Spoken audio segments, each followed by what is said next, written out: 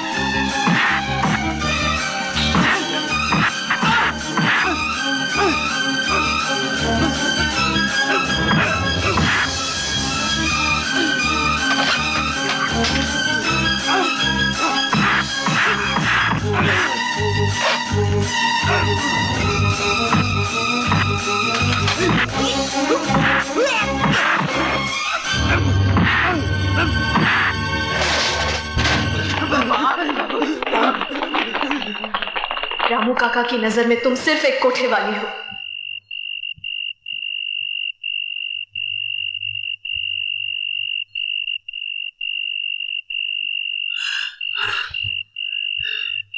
अब ये लोग तुम्हें परेशान नहीं करेंगे, जाओ सीधे अपने घर जाओ। आज के बाद अपनी मनु शक्ल मुझे दिखाई तो मेरा मां मुंह देखेगी। नहीं, रुक जाइए। नहीं नहीं, देखिए मुझे यूं अकेले छोड़कर मत जाइए। मेरा कोई घर नहीं है, इस दुनिया में मेरा कोई नहीं है। मैं कहाँ जाऊंगी, मैं कहाँ जाऊंगी? भगवान के लिए मुझ पर दया कीजिए, मुझे यूं छोड़कर मत जाइए। मुझे अकेले मत छोड़िए।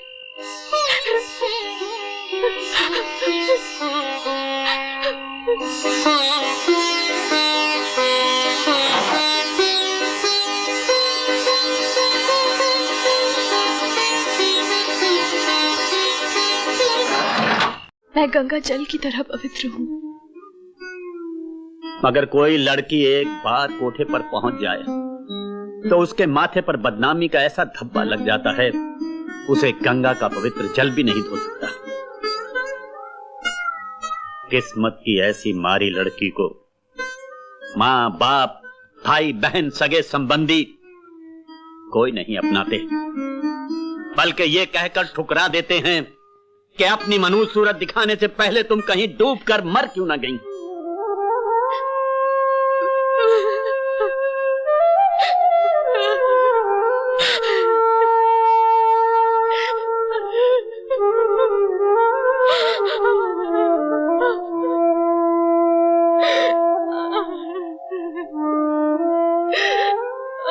तू अपना दिल क्यों छोटा करती है?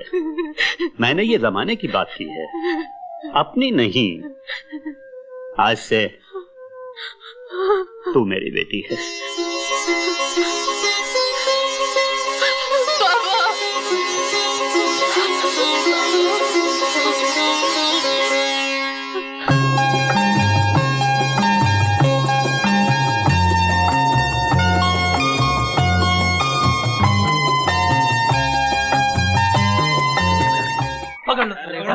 अबे साले दिखता नहीं, अंधा होके गाड़ी चलाता है। अबे गरीब की जिंदगी की कोई कीमत नहीं है।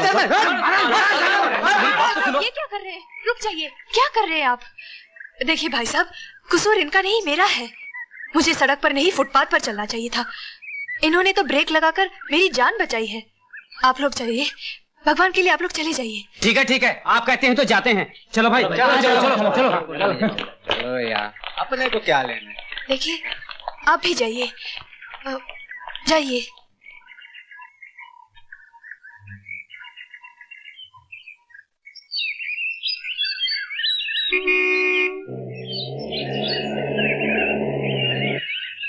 नमस्ते अमर बाप। कैसे हो रामू काका? आपकी दुआ है छोटे। आया मालिक। रामू काका कहाँ है? पता नहीं सरकार। तो फिर जाओ ना, ढूंढो ना उन्हें। जी अच्छा। पता नहीं कहाँ है। क्या हुआ? क्यों ढूंढ रहा रामू को? वो कल मैंने उनको एक सूट।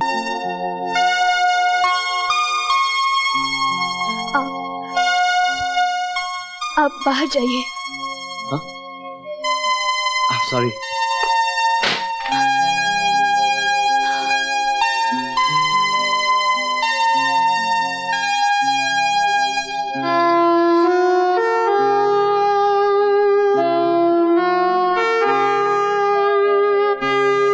माफ कीजिए, अनजाने में मुझसे बहुत बड़ी गलती हो गई।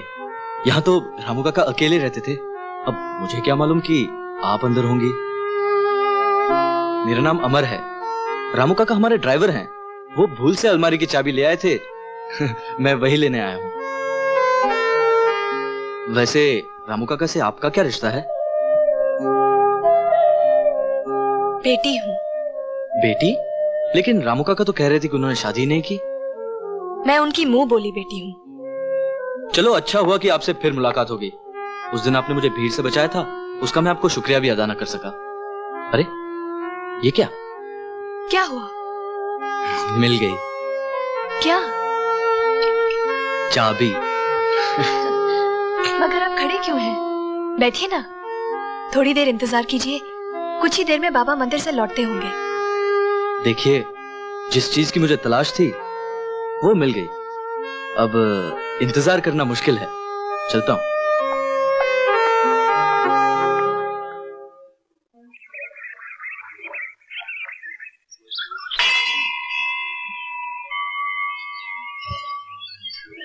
अरे अमर बाबू, ये आप क्या कर रहे हैं? रामू काका, मैं अभी आपकी बेटी से मिलकर आ रहा हूं। अगर आप मुझे उसके काबिल समझते हैं तो मुझे आशीर्वाद दीजिए। अमर बाबू, हाँ करने से पहले भगवान को साक्षी रखकर मैं आशा के बारे में आपको सब कुछ बता देना चाहता हूँ। बिटिया दुल्हन बनी पनीर मेरी। अरे आशा बेटी, आज तो कमाल हो गया, आसमान धरती पर उतर आया। वो हमारे सेठ है ना, उनका बेटा अमर, उसने मंदिर में मेरे पांव छूकर मुझसे तेरा हाथ मांगा। मैंने एकदम हाँ नहीं की, पहले मैंने उसे तेरे बारे में सब कुछ बता दिया। फिर भी जब वो नहीं माना तो मैंने उसे वचन दे दिया। मैंने ठीक किया ना?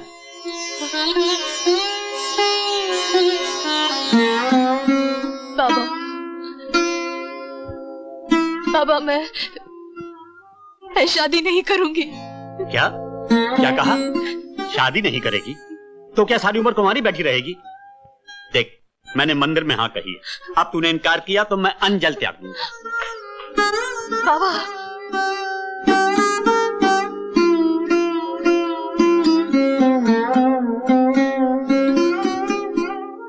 बाबा चलिए खाना खा लीजिए। जीती रहो बाबा।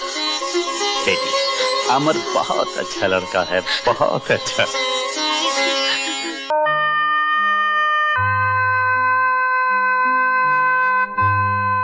आज इस पावन त्योहार के मौके पर मेरा भैया सब कुछ भुलाकर मुझे माफ कर देगा।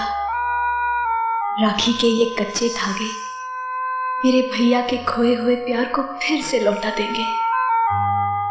हाँ, मैं भैया के पास जाऊंगी।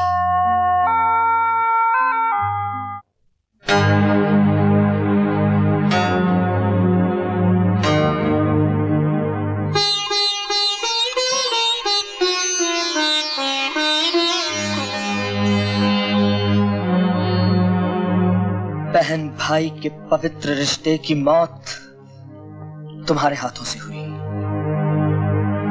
लेकिन उसकी चिता मैं जला रहा हूं। मैं अपने हाथों से उन यादों को राख कर दूंगा जिनका ताल्लुक तुमसे है। अगर मेरी आंखें तुम्हें देखना चाहेंगी तो मैं इन आंखों को फोड़ दूंगा। अगर मेरा दिल तुमसे मिलने के लिए तड़प उठे तो मैं इस दिल को अपने जिस्म से अलग निकाल कर फेंक दूंगा। मैं मर जाऊंगा दीदी, लेकिन तुम्हारी सूरत कभी नहीं देखूंगा, कभी नहीं देखूंगा, कभी नहीं देखूंगा।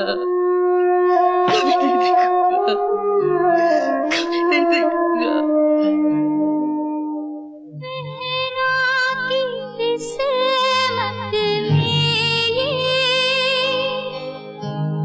दुख भी लिखा था सहना,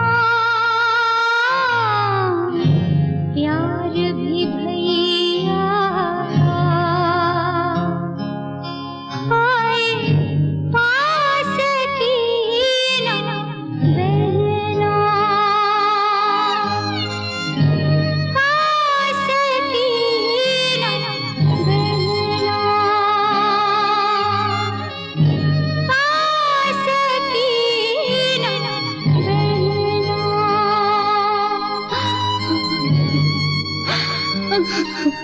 लो भाई, अब तो नाचने गाने वाली भी मोहल्ले में आने लग गई है। अब तो मुजरा होगा, शरीफ लोगों का मोहल्ले में रहना मुश्किल हो जाएगा। अरे इस बेशरम को क्या फर्क पड़ने वाला? हमारी बहू बेटियों पे जो असर पड़ेगा उसका क्या होगा?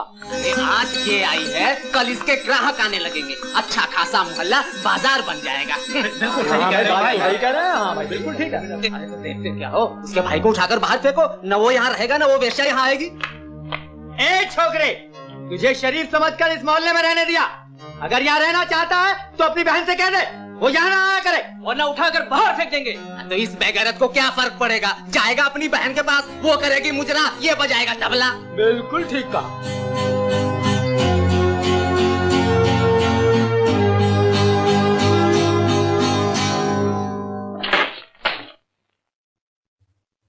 कहाँ है आशा? कहाँ है आशा? बुलाओ उसे। जब मैं उससे रिश्ता तोड़ चुका हूं तो वो मेरे घर क्यों आई? आज मैं अपने हाथों से उसका गला दबा दूंगा। वो यहाँ से चली गई है। तुम झूठ बोलती हो। अब मैं किसी औरत की बात का यकीन नहीं कर सकता। बड़ी नफरत है तुम्हें औरतों से? क्योंकि औरत का दूसरा नाम झूठ है, फरेब है, मक्कारी है और समाज के नाम पर एक कलंक है। वाह बरसुदार वाह, ममता भरी लोरी से मर्द को बचपन से जवान करने वाली औरत फरेबी हो गई, और औरत की कोख से जन्म लेकर उसकी गोद में पलकर उसकी इज्जत का सौदा करने वाला मर्द देवता हो गया। मैं तुमसे पूछती हूँ, औरत को नंगा कौन नचाता है? मर्द। उसे बाजार में नीलाम कौन करता है? मर्द। उसे वेश्या कौन बनाता है? मर्द। और ये मत भूलो कि तुम्हें जन्म देने वाली तुम्हारी माँ भी एक औरत है, और नागिन बनकर मेरी गैरत को डसने वाली मेरी बहन भी। झूठ। तुम्हारी गैरत को डसने वाला भी एक मर्द है। क्या? हाँ, तुम्हारी बहन यहाँ नाची थी सिर्फ तुम्हारी जान बचाने के लिए, और उस देवी को तुम नागिन कहते हो?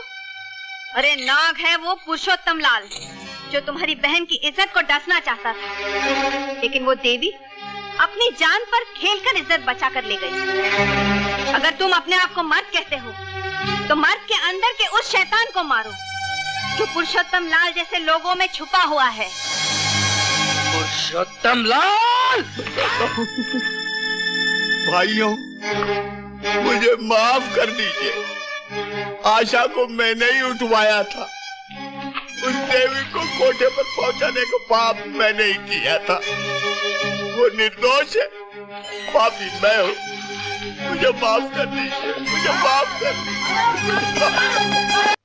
अनु, मेरे यार इतना सब कुछ हो गया और तूने मुझे कुछ बताया तक नहीं। कसूर सारा मेरा है भाई साहब। मैं अपने कबीले भाई की बातों में आ गई। उसने इनका विश्वास प्राप्त करके इनकी सारी चीजों पर कब्जा कर लिया, और एक दिन जब इन्हें मालूम हुआ तो। लक्ष्मी!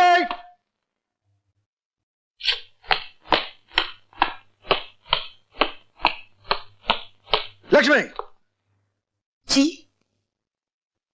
तिजोरी की चाबी दो। क्या बात है?